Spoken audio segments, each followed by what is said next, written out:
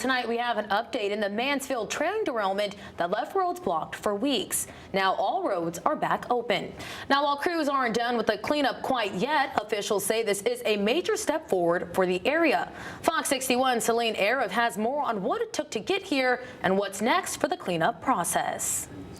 Take a look for yourself. Route 32 is now back open here in Mansfield after a train derailed earlier this month. The fire department says they know the closures made things inconvenient the last couple of weeks, but they say this was the safest way to protect everybody. The road to reopening wasn't easy, especially because of how many routes were affected. The Eagleville and Route 32 and Route 44 and 32. Mansfield Deputy Fire Chief Kevin Danielson says any train derailment has the potential to get really dangerous really fast. Mansfield Fire Chief John Roach says their biggest goal was to get rid of the potentially dangerous elements on the trains. Wanted to make sure that we did it. Nobody got hurt on day one, and we wanted to keep that record going through the entire duration of the incident. So slow and steady. He says they chose which roads to close based on which ones were in a 500-foot buffer to the train cars. We don't want to get too far ahead of ourselves, so it's glad that the road's open, but there's a lot of work still to be done down there.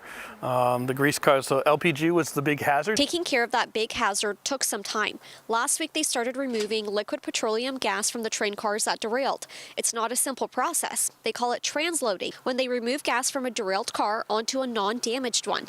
Then there is even more work to do. We were flaring off the excess gases in the tank cars, and then they go through a cleaning process so that they're in a term sterile. Offloading took about 8 to 10 hours for each car, and then flaring added even more time.